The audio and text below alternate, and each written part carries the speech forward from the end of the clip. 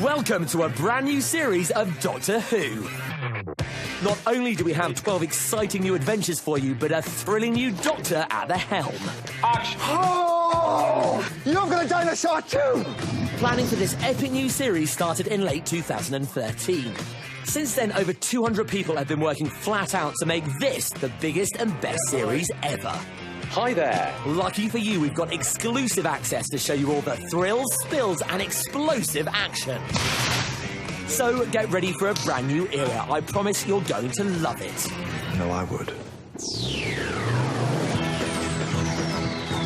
Over 50 years old and loved around the world, Doctor Who has picked up millions of fans along the way, and none more dedicated than Peter Capaldi. Announced to the world as the 12th Doctor back in 2013, Peter is now living his childhood dream. But this isn't the first time Peter has appeared in this show. 5 years earlier, he got a guest role starring alongside the 10th Doctor. Lobus Caecilius.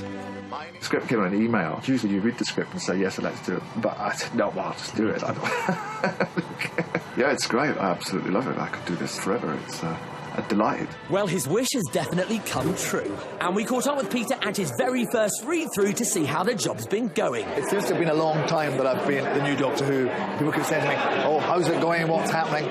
Well, I haven't done anything. I spent 7 months being the new Doctor Who and not getting on with it. Well, Peter is obviously eager to get stuck into his new role, but first things first, time for some introductions. There you are. Peter Harrison, please. Dan Stockley playing Strax. You know who I am. Yes, well, it's quite an extraordinary position to be in, to sort of say, hello, I'm Peter, and I'm playing this iconic, historically much-loved character that's been around for 50 years. It's difficult to know quite how to phrase that, other than to say, I'm Peter Capaldi, and I'm the Doctor. Wow, what an exciting moment. I wonder what lead writer Stephen thought about it. The most exciting thing for me was that it was the very first time we saw Peter and Jenna together. Egomaniac, you were talking about me. We got to the read-through of the big, long restaurant scene, which always worried me a bit, because it's a long scene with just two people talking. Clara, what is happening right now in this restaurant to you and me is more important than your egomania. Nothing is more important than my egomania. That was the first time we actually saw the new TARDIS team in action, and that was properly exciting.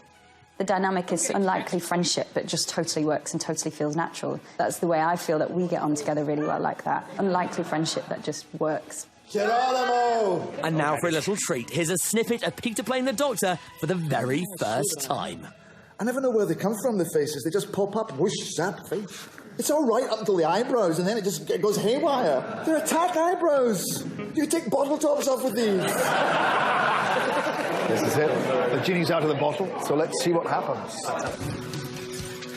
So while Peter headed off to get suited and booted, we were poised, ready to capture the very first day on set. Action! Madame Vestra, thank God. And of course, there are a few familiar faces. First day filming. This is supposed to be down by the Thames. Oh, and we couldn't forget the big, angry dinosaur that turned up too. Yes, we're all looking rather skyward because there's a huge dinosaur. So without an actual dinosaur being on set, is it tough to imagine one actually being there? I don't know, no, of course not. No, it's my job. Well, the dinosaur itself may be CGI, but be careful where you put your hands. The dinosaur's spit is, it's real. Honest. Dinosaur gunk. Yes, this angry dinosaur coughs up the TARDIS. Nice. Action! A giant dinosaur from the distant past has just vomited a blue box from outer space. But someone is not deterred by dino slime. You wouldn't mind? Strax is working with Madame Vestra and Jenny now, and helps them out with military situations like this. I think Strax sees everything as a military situation. Exit the box and surrender to the glory of the Sontaran Empire. Well, if a huge dinosaur isn't enough to scare the living daylights out of you, this episode introduced an even more frightening new enemy. Half-faced man is terrifying. Bring her. His physicality is brilliant. You really watch his walk and his movements. It's fantastic. It's so finely tuned. He's a sophisticated droid. It's looking like a clockwork inside his head. He's wearing a silicone prosthetic to simulate this hollow part that completes with the use of a dummy, and then CGI is going to put everything together. This is the dummy for the character of the half-faced man. It takes a couple of months to get to this because they need to take a live cast of the actor first, and then the manufacturing of the mechanism. Well, it looks creepy to me. Are you as freaked out as I am? Probably not anymore, but maybe the first days, yes. Well, while Half-Face Man is freaking us all out with his scary eyeballs, our costume designer Howard has had his own terrifying monster to deal with. No, I don't mean the new Doctor. I've had stress nightmare dreams for the past 2 days. Yes, designing the latest costume for a brand new Doctor isn't easy, but it's over now. For you. Fantastic, great relief. Peter said very early on after I met him, you realise I'm going to have to wear this for the rest of my life. No pressure, but I think he looks fantastic and he generally seems very happy. And Peter isn't just happy with his new look, he's over the moon. And well, I love it. I love the way that it's very modern, but at the same time, it invokes the past. And yet it also propels the new Doctor into the future. I'm the Doctor. I've lived for over 2,000 years. I love it. It's sharp, isn't it? It's sharp and it's minimalist and really cool. You think? I think Howard's done an amazing job. It's really great. Everyone will find something different in the look. It'll have a sort of 60s feel for some, it'll have an Edwardian feel for others. What I tried to do was not be stuck in any particular genre or period, that it was really just a sort of contemporary but with a hint of something different. It wasn't deliberate, but I think I always wanted something that was connected to the darker kind of tones of the earlier Doctors. It's very kind of John Pertwee. Yes, Peter's new costume echoes back to some of the past Doctors' outfits. Time to see what style he has in common with some of his predecessors. If you look closely, you can see the more sombre approach of a long dark coat was favoured by the first two Doctors, but the red lining in the 12th Doctor's has a touch of the third about it. And there's the simplicity that harks back to the 9th Doctor, including his passion for sturdy footwear.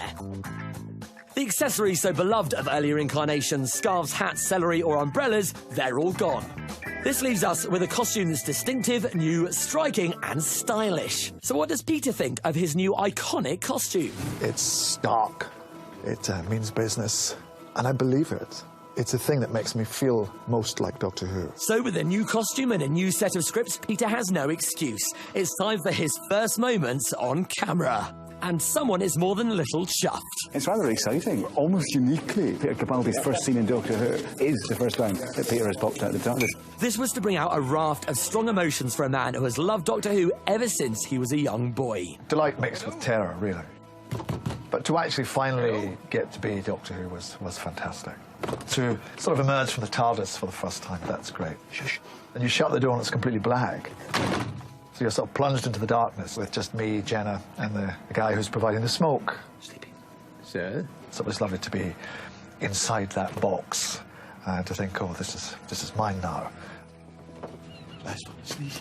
Grumpy! And being on set is a real treat for Stephen. After months of only seeing his new Doctor on paper, it's time for the real character to come to life before his very eyes. Already I'm seeing, how he's choosing to move around the set, how he's hitting a funny line, how he's hitting a serious moment. The fundamental Doctor is the same. It's those flourishes, those moments, the things they run with, the way they move that makes them different.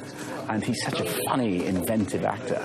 And simultaneously, he's having an absolute ball because he's playing the part he's always wanted. How'd you know? Well, come on, Clara, you know that I speak dinosaur. It's not Clara, I'm Clara! It's been amazing. He was born to play it, and I just remember it was like the first line of one take, and in my head I was like, and off we go. Why are you all going dark and wobbly? I think Clara kind of felt a bit safer with the last Doctor. He would always catch her whenever she'd fall, but with this Doctor, she doesn't quite know how far he's going to go. He's a bit more reckless. She's totally kind of on the back foot and doesn't quite know how to handle this new man, this new face. So we see a complete change in her. You need to calm down. She kind of has to try and keep in control, and he doesn't make that easy, and the situation doesn't make that easy. So it's very different to how it was. Something's gone wrong. I'm not flirting, by the way. Wrong! What's gone wrong? His physicality and his hands and his run and just everything about him is the Doctor. And it's such a different Doctor. So that's been incredible to see him bring that Doctor to life and come together, but it was there immediately. We really do have an amazing new Doctor on our hands. And I wonder what Stephen thinks of his new time traveller. He looks like Doctor Who. He sounds like Doctor Who. He's a Scottish Doctor Who, and somehow that's just so exciting. Everybody just take 5! So that may be the end of Peter's first day, but this is just the beginning of a brand new Doctor.